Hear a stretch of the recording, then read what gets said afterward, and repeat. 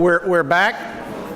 You know, the last panel looked at social media, which for the 2016 campaign, Donald Trump did for it what John F. Kennedy did for television in 1960 and what FDR did for radio.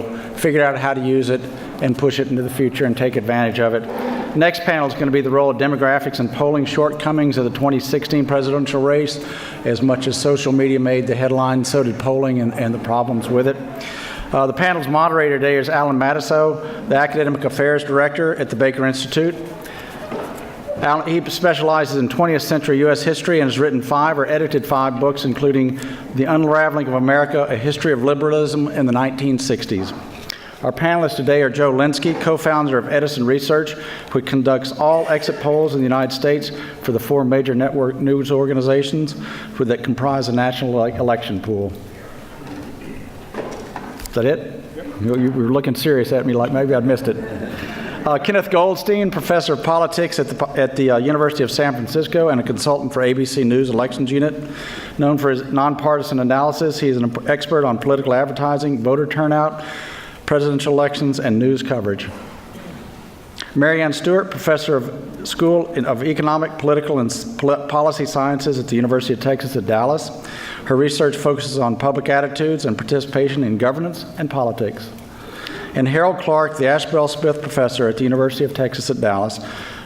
He is an internationally recognized expert on voting and elections and has served as editor of electoral studies and of the Political Research Quarterly. Alan, take it away. Thanks. Oops.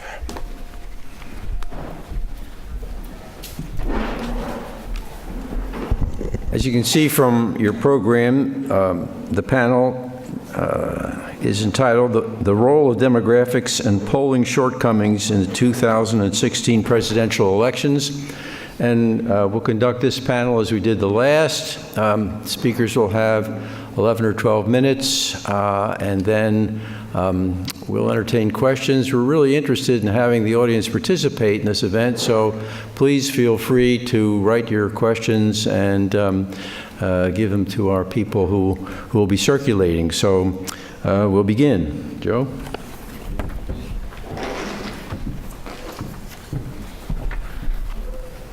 Thank you for having me. I'm very happy to be here. I know there are a lot of consumers of exit poll data in this audience, and I'm going to do a brief description of how the exit polls are conducted and a brief description of their methodology in the United States, and then just go through a few points in terms of what we learned from this election.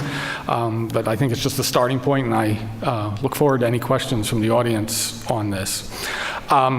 My company is Edison Research. Since 2003, we have conducted all the exit polls in the United States for the major news organizations comprising the national election pool. And this list gets longer and longer.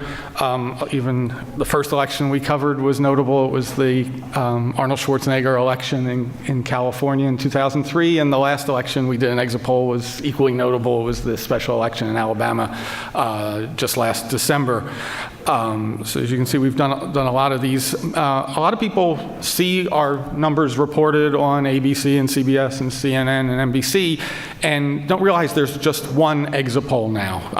Back in 1988 was the last election where each network did their own exit poll, and actually Ken and I were colleagues at the time at CBS when CBS and ABC and NBC each did their own exit poll. Since 1989, they've merged their resources into a consortium, and since 2003, Edison Research has been conducting those exit polls.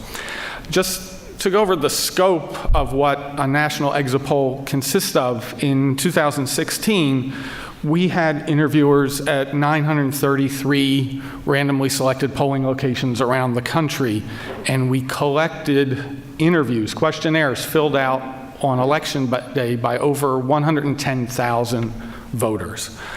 We processed 70,000 of those questionnaires immediately on election day, and we also included, in the week leading up to the election, 16,000 telephone interviews of absentee and early voters, since now we're approaching nationally about 40% of voters who cast their ballot before Election Day. We can't talk to them on Election Day like we used to, so we have to include them, and that's how we include them. So the analysis you saw on any of the news networks on election night or in any of the newspapers like the New York Times or the Washington Post that night and the next day, is a national survey and 28 state surveys where we do additional sample in each of those states to have state breakouts as well.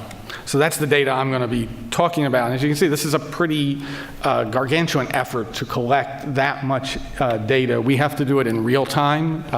Polls are open around the country for about 15 to 17 hours. So we're processing over 100,000 questionnaires in that time. And we have consumers, we have clients and consumers out there that want that data immediately. So that's the process we go through to collect and present that data. Just a brief tutorial on exit polling in one slide, which is I could go on for whole courses on this, but just to give you an idea of how this is done, the sample precincts are selected using a stratified probability sample. So basically, we take the precincts in each state and pick a sample that represents the entire state based on its past voting history and its political geography. So these are not bellwether precincts. These are not precincts to try to predict the result. These are precincts to represent the entire electorate in the state and in the nation. We have interviewers at each of these polling locations talk to voters as they leave the polling place and ask them to fill out a questionnaire. We heard last night, those of you who were at the dinner, about declining response rates. Fortunately, exit polls on election day are still a response rate of 45%, which means half the people don't do it, but in terms of telephone polling, response rates are now down to 8%. So at least we have response rates that are much higher than that. Voters fill out the questionnaires themselves. They're private, anonymous, confidential. They put it into a ballot box, and then we relay those results back to our phone centers around the country. And the other benefit we have with an exit poll on election day is that we can see the people who do not respond. So people who refuse to respond, we can see their age, their approximate age, their gender, their race, and we can adjust the results for non-response. So we know if younger people are more likely to fill out the exit poll than older people, we know we can adjust for that as well. And as I said earlier, now with increased early voting, Texas is a state where more than half the votes are cast before election day. There are other states like Oregon, Washington, Colorado, where all the votes are cast or mailed in before election day. We do telephone surveys to supplement so we can talk to the people that vote early because they do have different demographic and political views. And then the final exit poll data that you see now that I'll be talking about today, we wait to match the actual vote returns in each state so that any errors that we have precinct by precinct or region by region are adjusted out to match the final result. So that's the methodology of an exit poll. Exit polls have been done in this country since the late 60s. There are full demographic trends that you can follow since 1972. If you belong to the Roper Center or any other archive of data, you can get the whole history of exit poll data.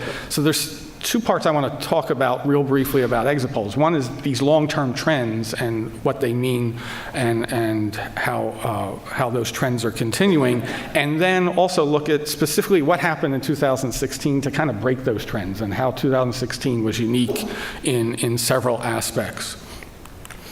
The biggest long-term demographic trend that we have measured, and this goes back to 1976, is the slow but sure increase in non-white voters as a proportion of the electorate. Every year since 1992, there's been a 1 to 4 percentage point increase in the percent of the electorate that is non-white.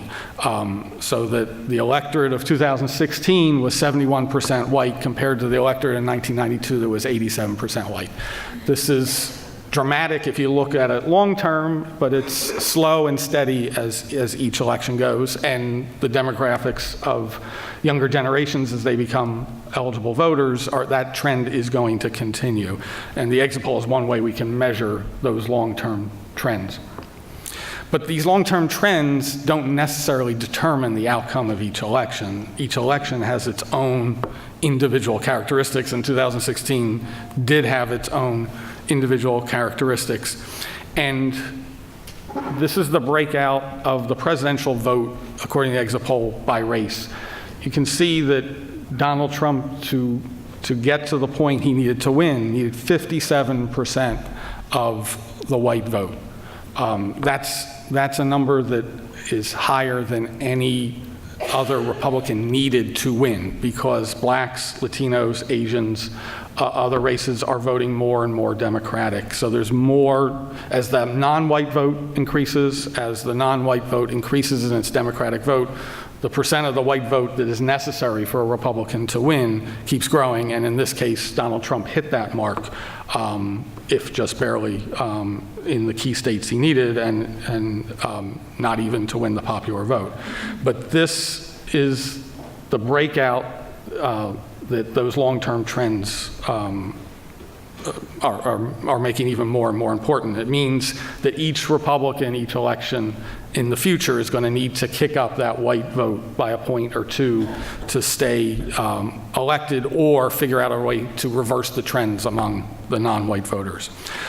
Specifically, I was asked to look at Hispanic vote because one of the surprising findings in the exit poll is, even though Clinton won the Hispanic vote by more than 2-1, Trump got 28% of the Hispanic vote nationally, which is about the same number that Romney got and McCain got in previous elections, and that was surprising with all the rhetoric that Trump had on immigration and Mexicans, et cetera. But the exit poll has been verified in other different ways. SurveyMonkey, LA Times put out a post-election survey that had very similar Hispanic breakouts. The New York Times and The Upshot did an analysis of voter rolls by geography and found a very similar breakout. So this seems to be the number that's confirmed in terms of the Hispanic vote nationally in 2016.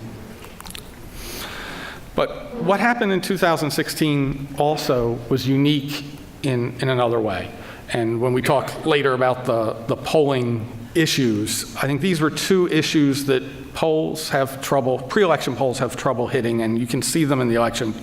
One is there was a group of voters, a large group that we haven't seen before, that disliked both nominees.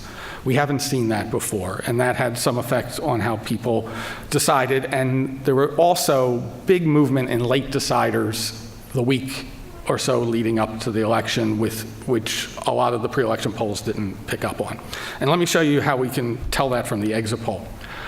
This is a question we always ask. Do you have a favorable opinion of candidate X? Do you have a favorable or unfavorable opinion of candidate Y?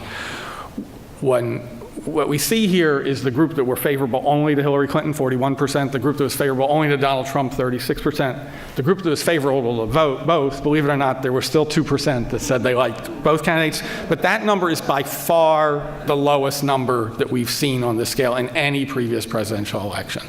Most presidential elections are fought over the group of people that like both candidates.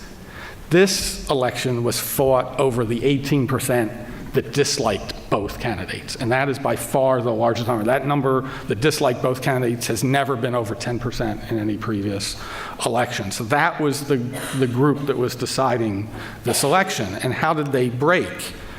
In the end, those neithers, the voters that disliked both Hillary Clinton and Donald Trump, broke to Donald Trump by 17 points.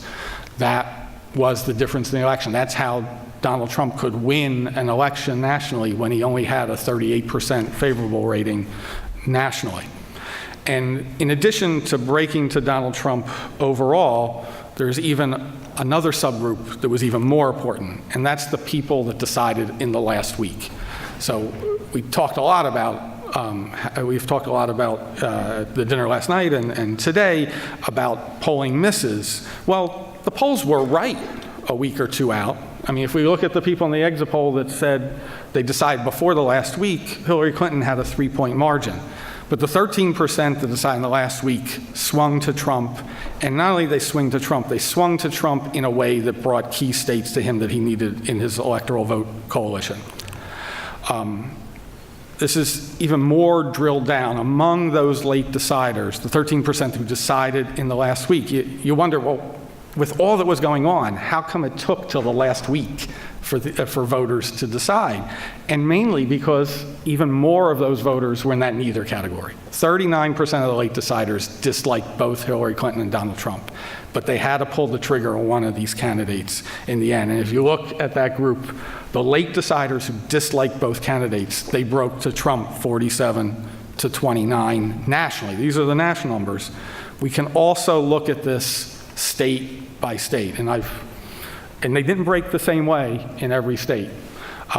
There were some states where the late deciders broke much more to Trump, and I highlighted the 4 where they made a difference: Wisconsin, Florida, Pennsylvania, Michigan, the key states that were talked about all during the campaign, the key states that gave Donald Trump the 270 electoral votes he needed. It was all late movement among people that disliked both candidates that broke to him at the end. So as we talk about pre-election polls and their issues, we have to remember that the pre-election polls a week out or 2 weeks out wouldn't be able to pick up this phenomenon, and this was a late deciding phenomenon that we could pick up in the exit polls. So that's my short presentation on this. I look forward to questions as we go through the rest of the presentations. Thank you.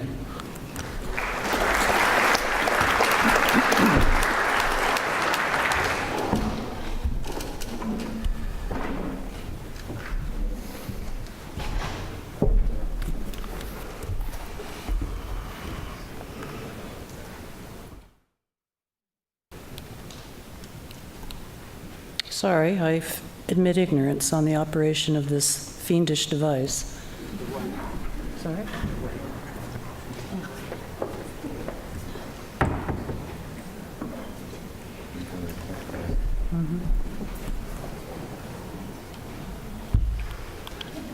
Yippee, okay.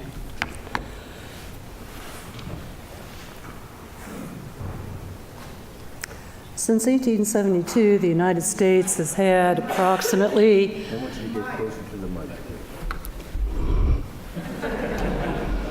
Since 1872, the United States has had approximately 17 candidates for the most senior national executive offices in the country, that is, the vice presidency and the presidency of the U.S. And of those 17 candidates since 1872, 14 of them withdrew. They either withdrew in the primary caucus season, or they withdrew their exploratory committees, or they withdrew at the convention. Only 3 went on since 1872 to be a VP or presidential candidate of their major party. Geraldine Ferraro, Sarah Palin, and most recently, of course, Hillary Clinton. Hillary Clinton, as we well know, tried twice and proceeded to become her party's candidate in 2016. Why so few? Well, there are several major explanations for why so few candidates, women candidates for public office in general, for the presidency and the vice presidency in particular. One of them has to do with what's called political factors. For example, political ambition. Girls are often socialized not to be ambitious, which is not the same case as much for boys. There are political factors that have to do with the parties, Republican, Democrat, Green, Libertarian parties' differences in supporting candidates. Democrats tend to provide a more welcoming environment for women candidacies than Republicans have, although that is changing, the latter is changing. Also, there's the ability of women to take advantage of the few PACs that exist and that promote women candidates in general, and Republican women candidates in particular. Democratic women have more PACs available to them than Republicans do. All right, well, there's another set of factors, though, that you'll see quite a bit in the research literature, and that's called voter bias. Not just the what goes on in parties and PACs, okay, but what goes on in the minds of the electorate. And this voter bias involves a couple of things. One is involves Candidate images, that is, how do most voters see women as opposed to men candidates. Women candidates tend to be evaluated in terms of whether they are compassionate, caring, but they also are expected to be strong and tough. And therein lies the problem. The electorate wants it one way or the other, but for women candidates, not both. There is some argument that that is changing. The other factor has to do with not just images, but anti-women attitudes might be pervasive in the electorate. You might think in this day and age of 2016, those have withered away. Well, we're about to find out.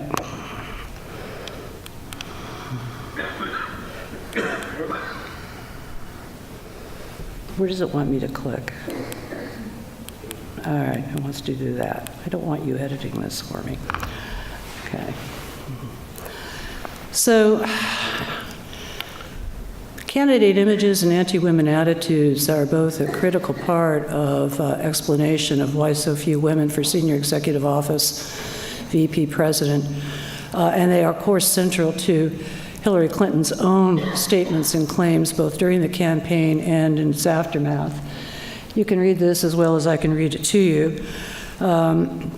During the campaign itself, she castigated one half of Donald Trump's supporters as belonging in the basket of deplorables, et cetera, sexist, et cetera, you name it. Almost 8 months or so later, in May of 2017, she attributed her loss to misogyny, claiming people didn't vote for her because she is a woman. She made that claim again in her recently released book, and also during her most recent trip to India. So we want to ask ourselves, is Hillary Clinton right? Is her hypothesis correct or not? So the way we're going to do that is we're going to, I'll be very brief about this, we're going to resort to some interesting data that have been collected on an ongoing basis by what is called the Cooperative Congressional Elections Survey. It's the National Representative Pre-Post-Election Survey. It goes back to at least 2008, if not 2006. It is internet. You can see that it is funded in large part by the National Science Foundation. It has an enormous sample, 60,000 people, many of whom are panelists. That is, we're able to go back to them time after time after time. And that is key. That is key to understanding the extent to which there is individual level as opposed to aggregate level, i.e. aggregate electorate level change. So we were able to put on a set of questions onto this very large study, and the questions involve people's attitudes about women. And the questions in part come from a long tradition of women in politics research literature. And those questions tend to focus on traditional roles. Other questions are newer and more policy-focused. Indeed, at the time this instrument fielded, the item number 3, new parents, mothers and fathers should get paid leave from jobs to take care of newborns, had been an ongoing and contentious issue in U.S. politics for some time. But in fact, Ivanka Trump made a point of saying that this is something that she herself wanted to try to implement during the time that Donald Trump was in office. So we asked people for their responses, whether they agree or disagree to these items. And there are a lot of numbers here, but I'll just cut through this and say, basically what this figure shows is that majorities of people exhibited, quote, progressive rather than traditional responses to these items. Okay. Women easily promoted, they would disagree with that. Most people are frightened by strong women. It was hard to argue that Hillary Clinton was not a strong woman. Agreed with that. That women do earn lower salaries for same jobs. Agree with that. Women should get paid maternity leave. women should be good wives and mothers. Let me be cautious here. The implication was women should only be good wives and mothers, and that there is equality between the sexes. They disagreed with that too. All right, so majority of the American electorate wants to tell us that they're progressive rather than traditionalist when it comes to women in society, women in politics. But if we disaggregate that by gender, which is an obvious disaggregation, what we see here is that more women are progressive than are their male counterparts on all items, okay? Especially on lower salaries and on paid maternity and paternity leave. Did it matter for Hillary Clinton or did it matter for Donald Trump? Clearly, what you see is people who had traditionalist attitudes, who thought, for example, that the proper role for women should only be, good wives and good mothers. One example. Were Trump supporters, and those who tended to be more progressive tended to favor Clinton. These are the traditionalist attitudes here. All right, this is a mess.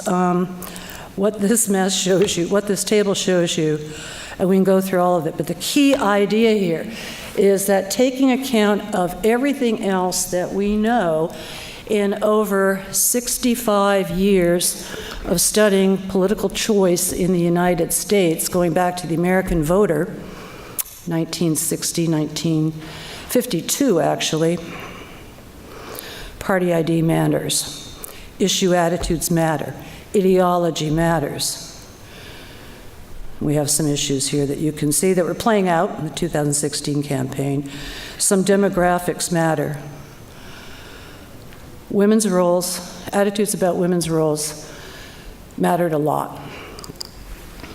And the idea here is that people who had more traditionalist attitudes about women did vote less frequently for Hillary Clinton than otherwise. Okay. There's another point I want to raise here. For this to matter, for that so-called Z or statistical significance level value to matter, in other words, we've got a finding that just doesn't occur by chance alone, those numbers have to be above 1.65. So we can go all the way down the list and we see a bunch of them that aren't. Notice what happens. We hear so much talk about women X and men Y, but gender matters, and I would argue by extension, race, ethnicity matter, and income matters, and da-da-da matters, when those social demographic characteristics, which change glacially slowly, if at all, actually are translated into or affect something in between. The in-between is attitudes. And it's those attitudes, beliefs, and values that affect vote choice, not simply the fact of being female or male, or African American or Hispanic, Latino, Latina. Okay. See how much those attitudes about women's roles mattered. We're going to take one more quick look. So the probability of voting for Hillary Clinton as attitudes towards women roles move from progressive to traditionalist. You can read it the other way. So as people's attitudes become more progressive, the more likely they are, as you can see, to move from traditionalist at 0.10 probability to voting for Clinton to progressive, a much higher probability there. All right, let's go back here because I want to set the stage for just a second. So far, it looks like Hillary Clinton might have been right, okay? But one thing that was really interesting about the 2016 election, and contrary to what we've often heard, is neither she nor Trump were much liked by the electorate. And in fact, she has, and he has some of the lowest affect, like, dislike evaluations, feelings of any presidential candidate since we started to collect data on affect. Disaffect.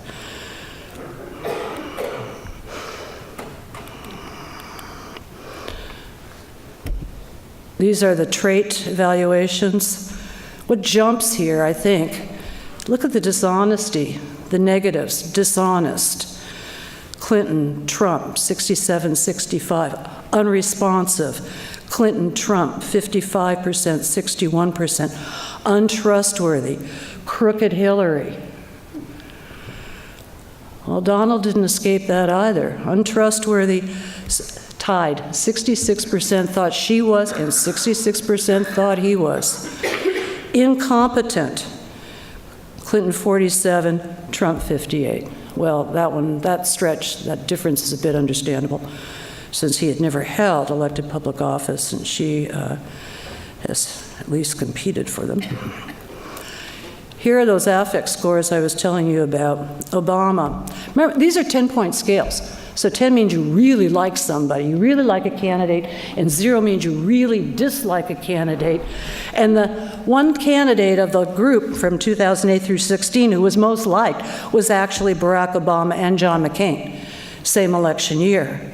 Obama again, 2012, but Clinton, she's below the midpoint of 5, and so is Trump. In fact, their affect scores are almost the same. And by gender, men didn't much like Trump, just an average score of 3 out of 10.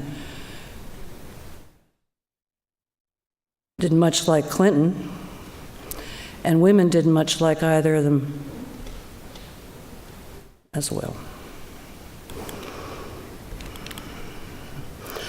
Okay, so what's the takeaway, as the Brits might say? I'm going to scoot these through.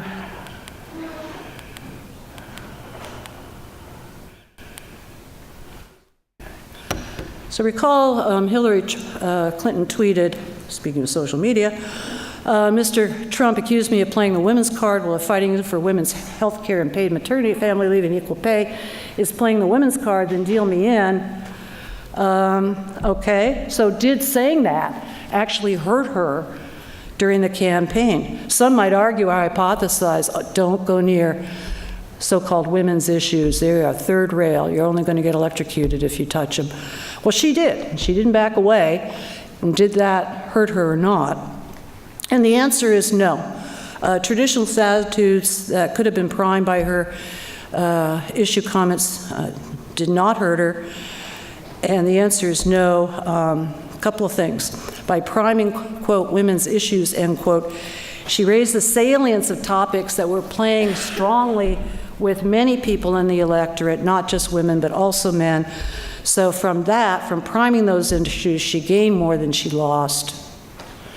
Note also that a majority of people in the American electorate were progressive about women's roles in society and politics. Problem, she just wasn't liked. And neither was Donald Trump. But she had some other things that mattered too. Okay? Thank you very much.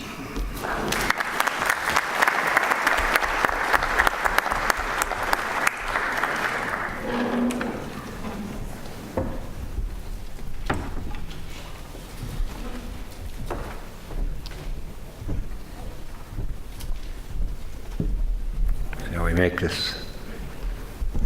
make this work? Thank you all for showing up this morning, and thanks for the invite to make a presentation. My name's Harold Clark, and I'm going to talk to you a little bit about the polls this morning and how people evaluate the polls and their performance. We've already had a very interesting discussion about this a few minutes ago, and I'm going to add to that a little bit, hopefully in a constructive way. When it came to election evening, I was tempted not even to watch the returns, because I had been told by a lot of different organizations that the probability of a Clinton victory was overwhelming. And this ranged from a low of Nate Silver with a better than 2-to-1 odds for Secretary Clinton, all the way up to the Princeton Election Consortium with a 99% probability. And so looking at those kinds of numbers, I said, gee, why bother? But on the other hand, this is, the kind of thing that I'm interested in as a survey researcher and as a professor of political science. So I said, no, I should sit down and watch for a while and see how this is going. And so I did. The other thing, of course, was that people were not simply talking about the probabilities of victory for these candidates. They were making more specific kinds of forecasts regarding both the Electoral College and popular vote shares. And as we know, they got it dramatically wrong in many cases. And I've just put up 3 here. Again, Nate Silver with the 538, the HuffPost, and Virginia's leading political scientist, Larry Sabato, with his crystal ball. And of course, they all get it massively incorrect. What they did much better, though, what was done much better was to forecast the national, note I said national, vote shares for Clinton and Trump. And in Clinton's case, the average miss by Silver, the HuffPost, and the Real Clear Politics average on November the 8th was less than 1%. And I'd submit to you that that's actually, given what we know about the scientific basis for survey research, that's really good. And indeed, even the average miss for Trump was only 2.3%. You say, gee, that's pretty darn good, given what we know about uncertainty in surveys. However, those were national figures, and when we come to the famous blue wall states, which are now famous blue wall states, Michigan, Wisconsin, and Pennsylvania, to take 3 of those, the ones that have been so much discussed, and rightly so, in the post-election period, you can see here that the average miss for Donald Trump was, I forgot to put his name of him and Secretary Clinton on there. They did very well for Clinton, missing by an average of only 1.1% in those 3 states for her, but missing by 5.4% for Trump. And here's the big story in terms of performance of the polls is not national, it's state level. I'd submit to you that it's state level performance of the polls, and this I would also suggest to you this may be something that's not likely to change in the near future.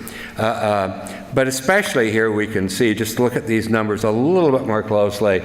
In the state of Wisconsin, they're the polls are missing Trump's vote share by around 7%, and that's a lot.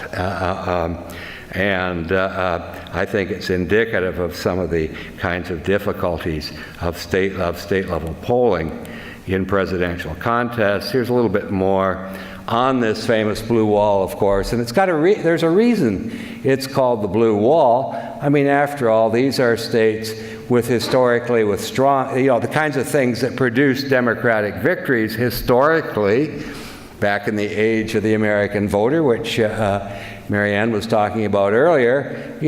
These states are ones with relatively strong unions, lots of Democratic Party identifiers, lots of self-described liberals, and sizable African American electorates in at least 2 of those states, Michigan and Pennsylvania. And of course, historically, and history matters in elections. There are, time series effects at work. It had been since the 1980s since any of these states had gone Republican, and that's a long time ago. However, in 2016, they all did, but only by razor-thin margins. The average was less, it was just slightly over, for the 3 states, was just slightly over 1/2 of 1%. 1/2 of 1%. And that's a number really to conjure with in terms you think about what polls can do as forecasting devices for us. You're not going to break that wall. There's a wall, speaking of blue walls, there is a stat wall right there that you're not likely to break anytime soon. Trump's victory, we know, surprised virtually everybody, all pollsters, media commentators, academic observers, and there was a tendency, as I said, to blame the polls. It's the polls' fault. They misled us. But I'm here to argue this morning that that's something that's not likely to change to the extent to which state-level information is absolutely crucial for making forecasts about presidential election outcomes, and of course that's exactly right.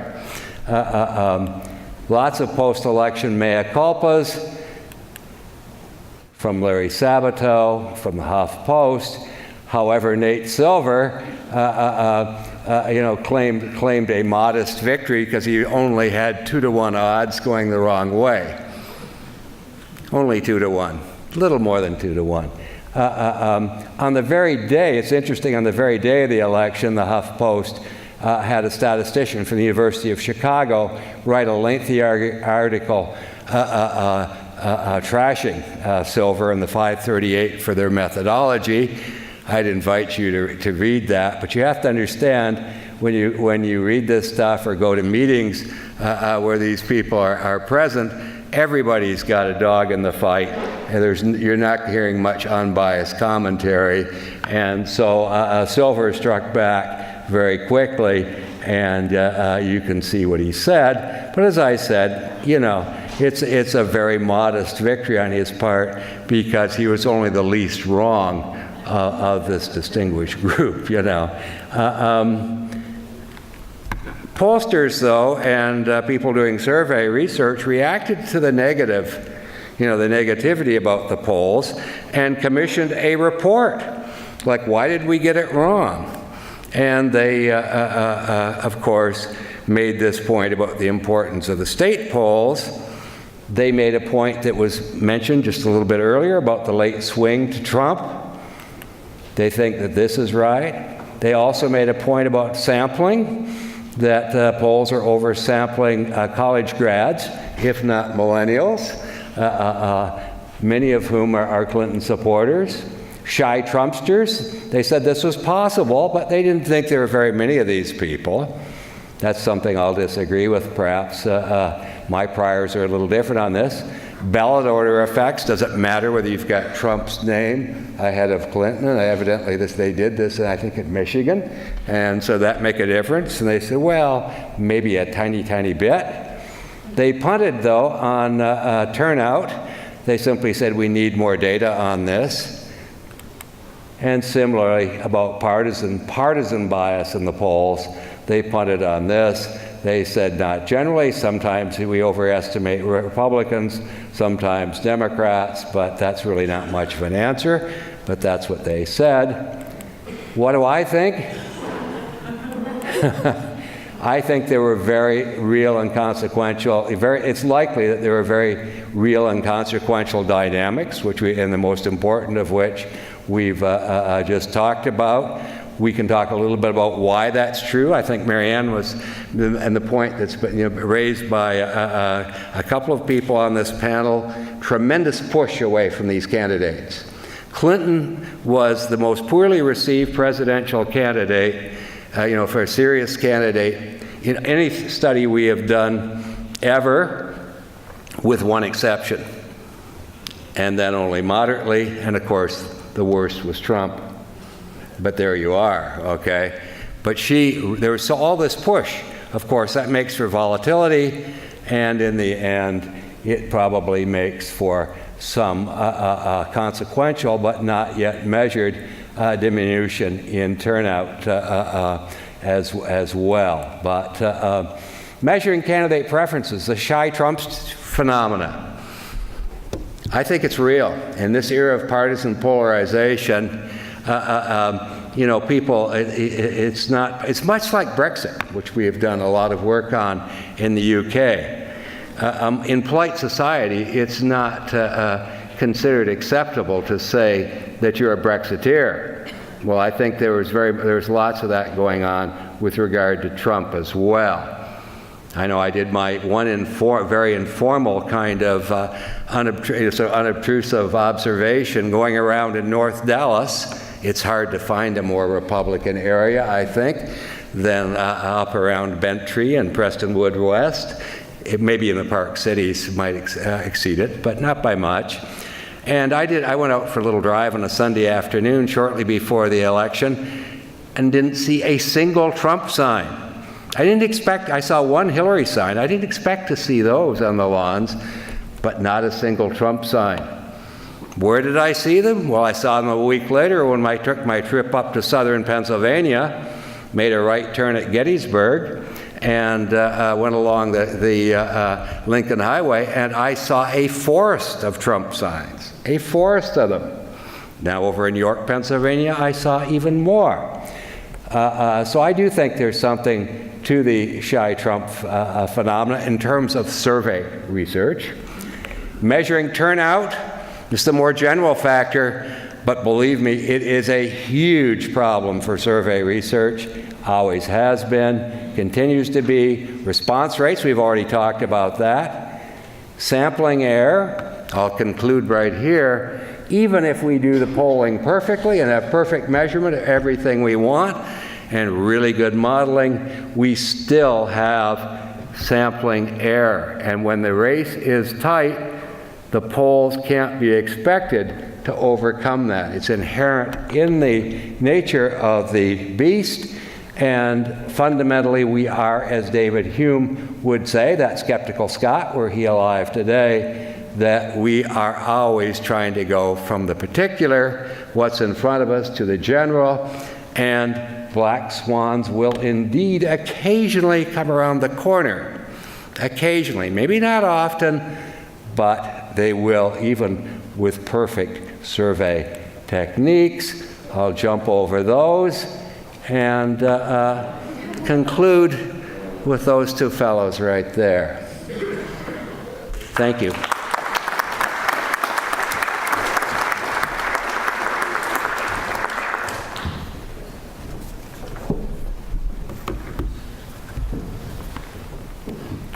So it's the right button there? Or the up? There we go. So, really a pleasure to be here. When you go to academic conferences, people will often sit on a panel and say it's, really great how these papers hang together, which is never true. In this case, as we say in Washington, it has the added benefit of being true. I think all of what we're talking about here really does hang together. One fundamental point that everybody has made is that we were in an election with two phenomenally unpopular candidates. And I was telling this to Katie last night, who went to a little school called University of Wisconsin-Madison. Wisconsin made the Rose Bowl a number of years ago, and one of these ESPN pundits said that Wisconsin was the weakest team to ever go to a Rose Bowl, and they won. So Barry Alvarez, the coach, not a particularly shy fellow, walked into the press conference afterwards and just deadpan said, well, I guess we were the second weakest team to ever go to a Rose Bowl. If you look at this election, it was an election between two phenomenally weak and unpopular candidates. Let me try and give you maybe a little bit of boring poli-sci and try and pull together some of what we've talked about in terms of the performance of the polls and what the demographics were of this election. So I'm a little scared about this slide. First, I have to do this slide. Point, click. There we go. So this is a slide that I have showed to my undergraduates before. So the one nice thing is it's good to be in a room where people actually do remember the 2004 election. The other thing, though, I got to say is a little intimidating because I've probably shown this slide 50 or 75 times, and I always say, this is what Karl Rove was thinking. I've never actually been looking at Karl Rove when I said this is what Karl Rove is thinking. So, we'll see if this is what Karl Rove was thinking. So these are exit poll results from 2004, listen, the core political science finding. And it always sounds much too simple and a little embarrassing when you say it, even though it's really fundamentally important, that we've been studying this for many years, and when Mary Ann was at the NSF, she'd give money for people to study it. And what we've discovered after all this is that Democrats vote for Democrats and Republicans vote for Republicans. Okay? Now, how do you make that a little bit smarter? Well, you make that a little bit smarter that, yeah, Democrats are going to vote for Democrats and Republicans are going to vote for Republicans, but you got to turn out to vote. And, yeah, Democrats are going to vote for Democrats and Republicans are going to vote for Republicans, but your level of performance matters. Matters if 92% of Republicans vote for you or 88% of Republicans vote for you. And when you look at 2004, and I go into this whole thing about what Karl Rove was thinking, not actually knowing what Karl Rove was thinking, but we'll see, that one of the things that they did very well in the Bush campaign is the electorate usually, even before the bigger demographic shifts that we've seen, would skew a couple points Democratic. And a big achievement of the Bush campaign in 2004 is the electorate was evenly divided. The swing voters didn't swing.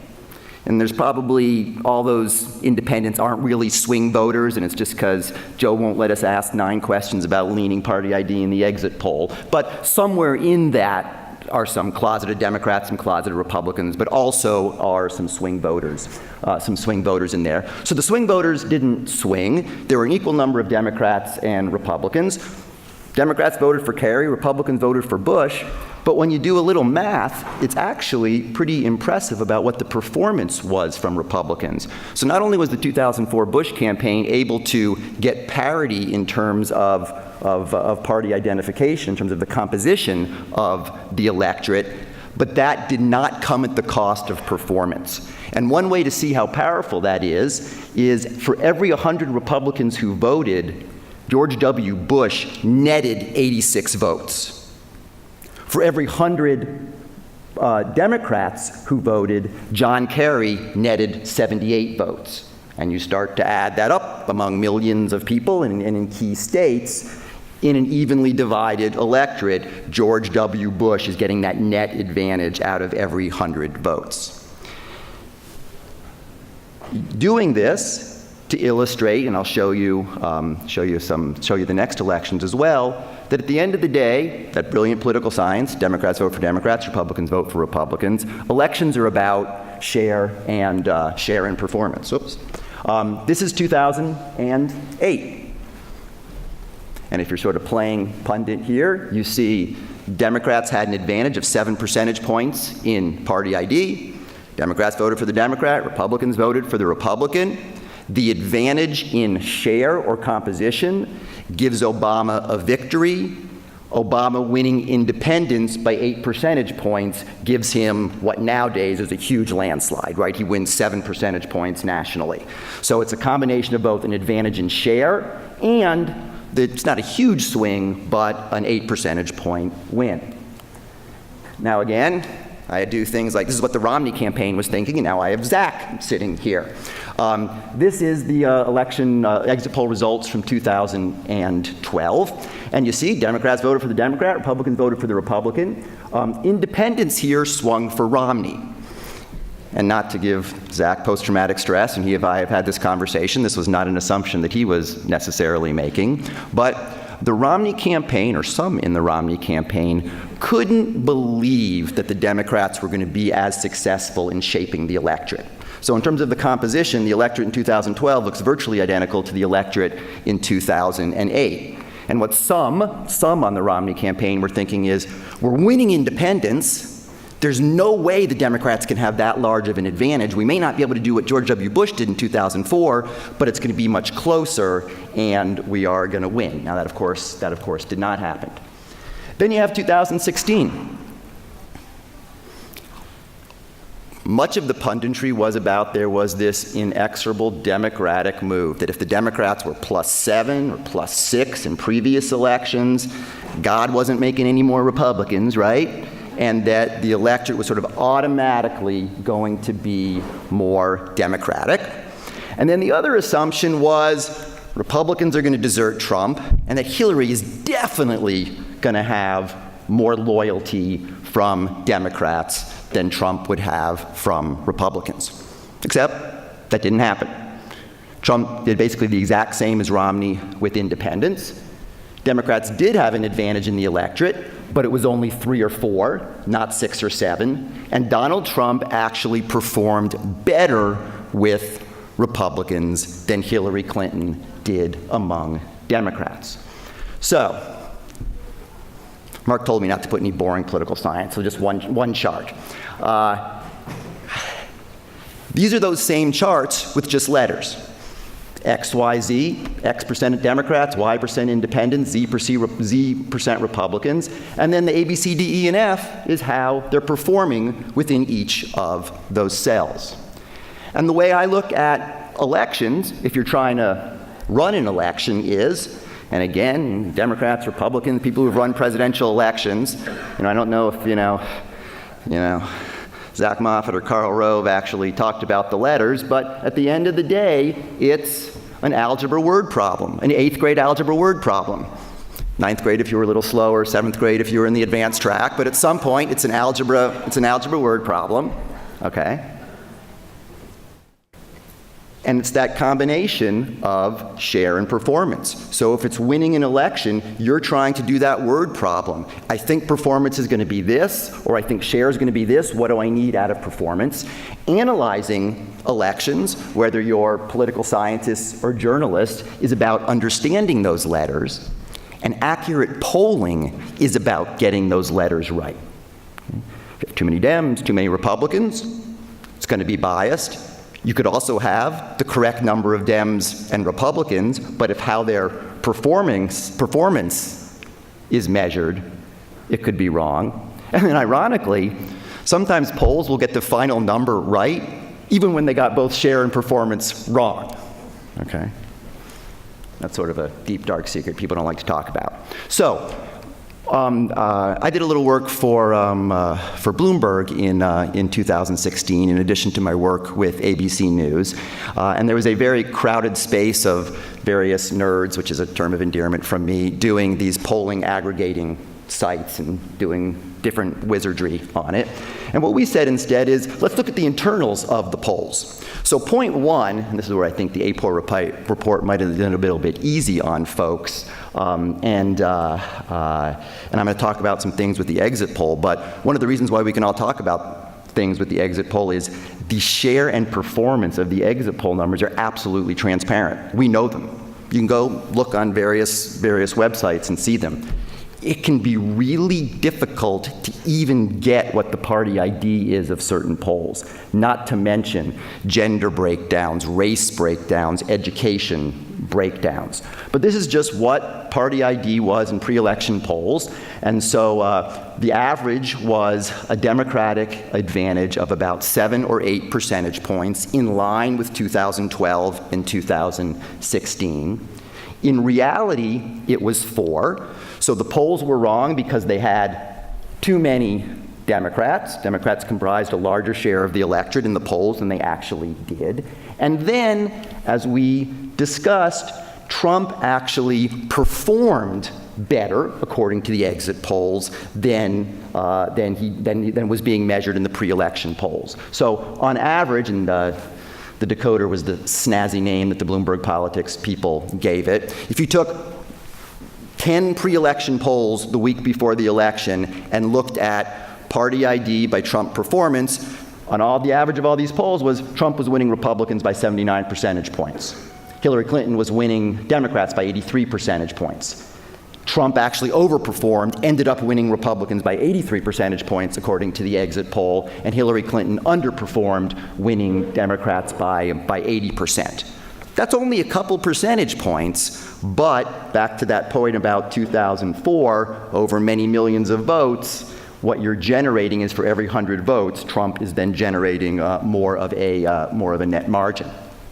Now, for the demographics. So you want to know a little secret here in the greatest democracy in the world? We actually don't know much about the actual demographics of the electorate, okay? One thing, I don't know if I'm agreeing or disagreeing with my panelists, this is absolutely not settled science. There are very, very different estimates by smart, honorable people on what the composition of the electorate looks like. And if there's disagreement about what the composition of the electorate looks like, then by definition, there's disagreement about what the performance in the electorate must look like, okay? That makes it very difficult if you're analyzing the election. That makes it very difficult if you're a Democratic strategist or a Republican strategist looking towards 2018 and 2020 and you're trying to do that 8th grade algebra word problem. Now don't go like check and see if your grandchildren are taking algebra in 8th grade and get all stressed out if they're going to get into college. It doesn't matter. They can, at some point they'll take algebra. It's fine.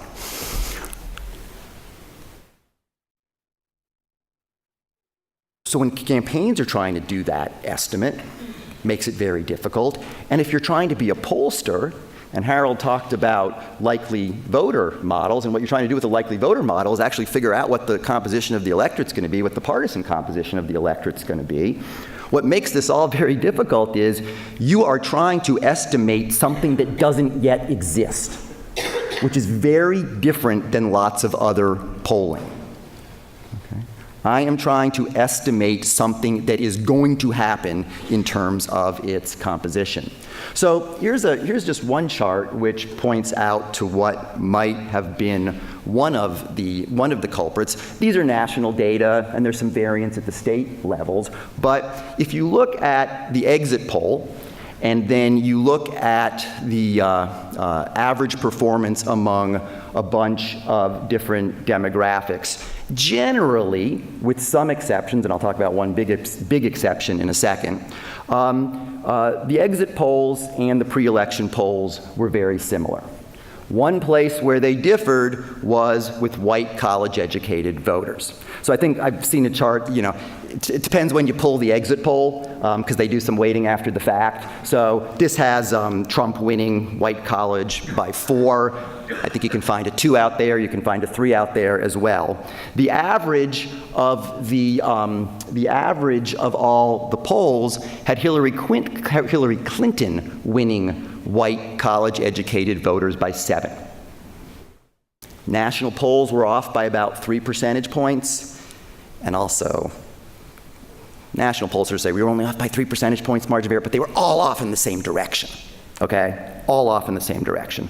Off by 3 percentage points about college-educated white voters, 30, depends, it's actually a point of some debate. Let's say they're about 30, 34% of the electorate. If the pre-election polls are getting that wrong by 10 percentage points, that explains 3 percentage points on the difference, which could be a big culprit for why some of the pre-election polls were wrong. But it's really problematic. And this will be, you know, a big pain for Joe to deal with, and something they're dealing with now. There are very different estimates about the composition of the electorate. Everyone agrees that there are fewer white people, more non-white people. There's actually not much disagreement on change over time. Where there is some disagreement is what percent of white voters are college educated versus what percent of white voters are non-college educated. So share in performance, you can sort of break the world into 3 places. Non-whites don't differ much in their voting behavior, whether they're college educated or non-college educated. So we can put them in one bin. But white voters do differ significantly, whether they're college educated or not college educated. And whether it's Pew, pre-election polls, the National Election Study, the exit poll, models that folks at the Center for American Progress have done, models that the Upshot at the New York Times have done. They have very different measures of performance of college-educated whites and non-college-educated whites. So I'm going on a little bit, so let me just end with one point here, and maybe this even goes back to some of the, to what we were talking about in the first session. These are data on television advertising. These are data on television advertising because I track television advertising, and it's really hard to get data on digital to know exactly what the spending is. This is Hillary Clinton spending the last week. Okay. Even though we've heard they were supposedly had given up on Ohio, Iowa, and North Carolina, they were spending many millions of dollars. That's dollar per electoral college vote, so it tries to standardize spending by state. They finally went into Wisconsin the very last week with the $250,000 buy. This is over time. So in Michigan, the Clinton campaign never aired any television advertising. In Wisconsin, they went in the very last week with a modest buy. So my point here is not necessarily about the impact of television advertising, but I'm using this as a proxy or a tell for what they would have been doing digitally and what they would have been doing in terms of a field operation. Okay. So let's take what I think is the non-heroic assumption that Democrats are going to target African Americans in swing states. And when you look at those states, and I'm saying if they were doing television advertising, they likely had a field program. If you look at African American turnout in those places where Democrats were airing television advertising, where they had a field program, African American turnout was about 4.5 percentage points greater than in those states where they didn't have a field program. And you can also confirm that by looking at the voter file. In a number of states, you have race on the voter file, and you can actually see how the composition of the electorate in terms of whites and non-whites in a place like Pennsylvania or Florida, okay, was not much different than Obama. But in places like Michigan and Wisconsin, it was significantly different in terms of that composition of the electorate. But that's just also one, you always make fun of the losing campaign, right? Winning campaign's always brilliant, the losing campaign, you always did these stupid things. But, and we've talked about the blue wall here, but in those blue wall states, the Clinton campaign only waged a campaign in one of them, and at least on one narrow group or important group that Democrats were almost certain to target, we can see that that probably had a 3 or 4 percentage point impact on turnout. So, threw a lot at you. Happy, like all my other fellow panelists, to answer any questions. And I think it actually was true that all these papers and presentations actually hung together a little bit. So, thank you very much.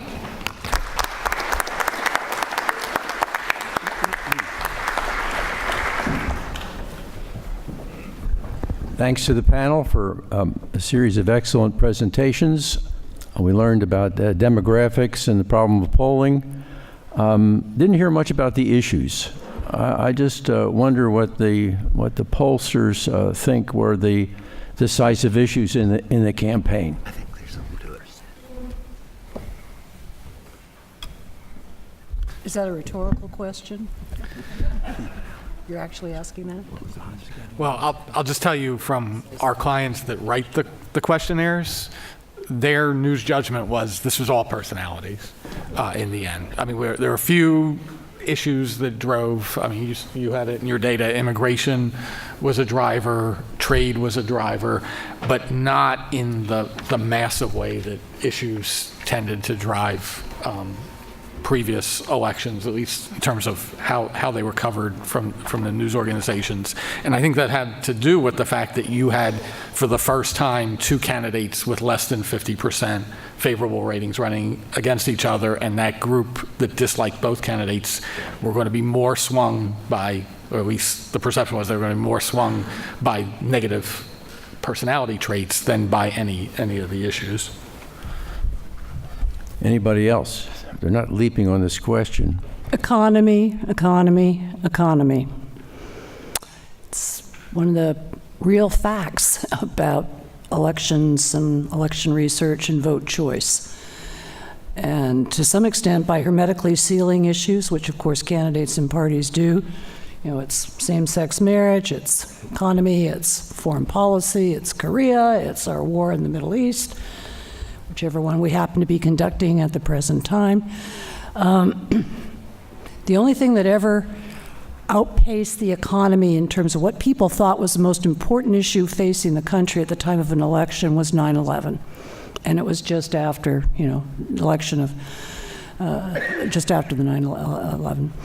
So economy can be entwined with a lot of things, but people, with immigration, you know, immigrants, and particularly illegal immigrants, take away good jobs, et cetera, but it's the economy, basically. And who would do a better job? Okay, but we can talk about that later. Yeah, I could add one thing on that. In terms of appreciating the importance of issues for individual voting behavior and, by extension, election outcomes, the kinds of issues that typically matter most are what we call, political scientists call, valence issues. These are issues that everybody agrees on the ends of public policy, and political debate is about the how and especially the who. And this is where you intertwine candidate image with issue. And so when Marianne talks about the economy, she's absolutely right. Except for a few, for a few bears on Wall Street, the vast majority of people want to have low levels of unemployment and inflation. Remember inflation? We used to have inflation. And vigorous and sustainable economic growth. This is something that there is agreement on. You'll also find very few people who want to have a bad health care system. There aren't many of those guys around. And so these are issues where everybody, there's an issue space, but these issues that matter, everybody's over in one corner of that space, and the debate is really about who can do it. And the who can do it has to do with what we call heuristics or cues. People forming impressions of candidates. People don't know for more or less, and they wisely discount policy. You hear candidates always say, my policy would do this. People say, yeah, my policy? They don't know.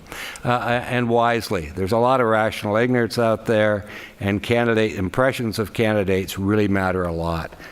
And this is what links the two together. I think we might be making it too complicated. I think elections are about change or stay the same. And this became a change election. Very much became a change election. And the Clinton people could never figure that out. I study advertising, and I put up tonnage, right? Dollars and points and all that other stuff. Message also matters. So the calculation of the Clinton campaign, which is not completely crazy, is in this change election, we don't think we can be change. Our only option is to disqualify Donald Trump. So all of that money they spent was negative on Trump. The most negative campaign ever. Okay, most devoid of positive ads, most devoid of any policy from Hillary Clinton. Empirically, we know that. The problem with that is, and in the same way it's intimidating to be here with people in politics who actually know what they're talking about, probably some people here who are investors who actually know what they talk about. Trump's personality was sort of baked into the stock price, right? So you spend $500 million telling people that Donald Trump's a jerk. He wasn't saying I'm not a jerk. You're saying it's a change election, I'm a jerk, and I'm going to be your jerk.